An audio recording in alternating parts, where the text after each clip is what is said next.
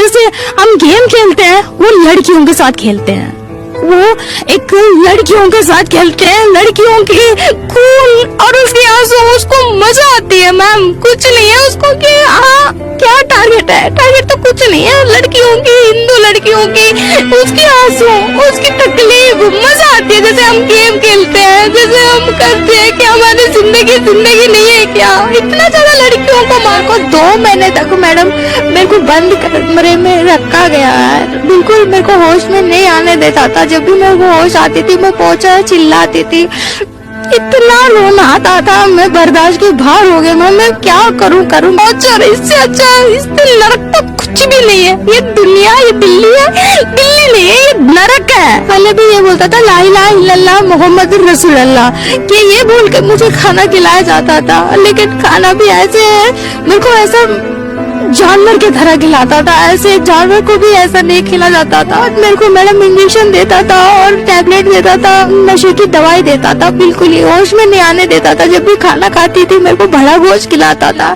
जैसा केरला स्टोरी है, जैसे लड़की के साथ इतना कुछ हो गया, जैसे वो जेल गई है, वैसा भी मेरे साथ ही हुआ। मैं मजा आती है मैम उन लोगों को। आज से 5000 साल पहले महर्षि वेद व्यास द्वारा लिखित भविष्य पुराण में भविष्य में होने वाली घटनाओं का वर्णन मिलता है।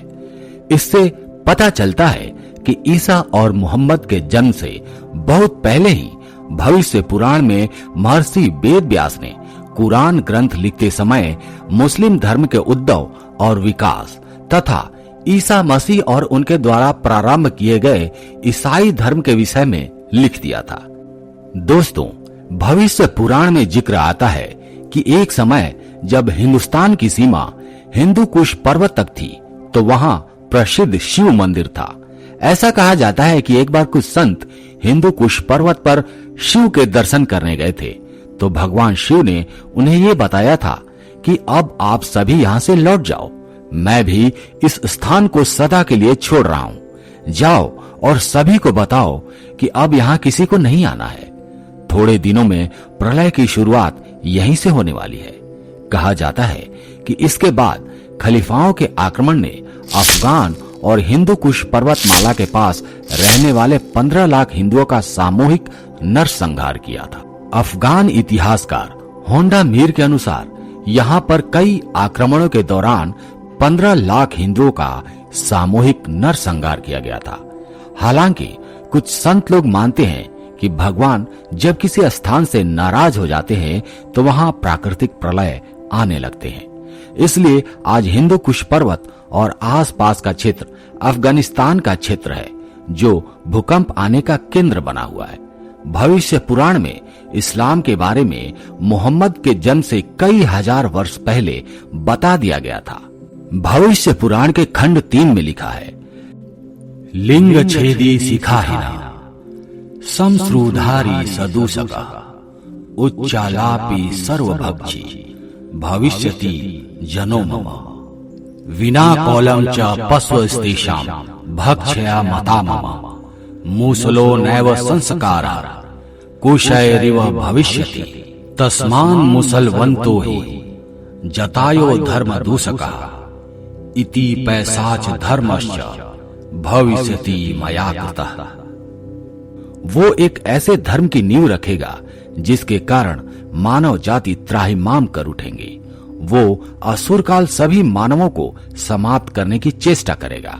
उस धर्म के लोग अपने लिंग के अग्रभाग को जन्म लेते ही काट देंगे। उनकी शिखा अर्थात चोटी नहीं होगी। वो दाढ़ी रखेंगे और मूछ नहीं रखेंगे। वो बहुत शोर करेंगे और मानव जाति को नाश करने की चेष्टा करेंगे। राक्षस जाति को बढ़ावा देंगे एवं वे अपने को मुसलमान कहेंगे और ये असुर धर्म कालांतर में स्वतः समाप्त हो जाएगा।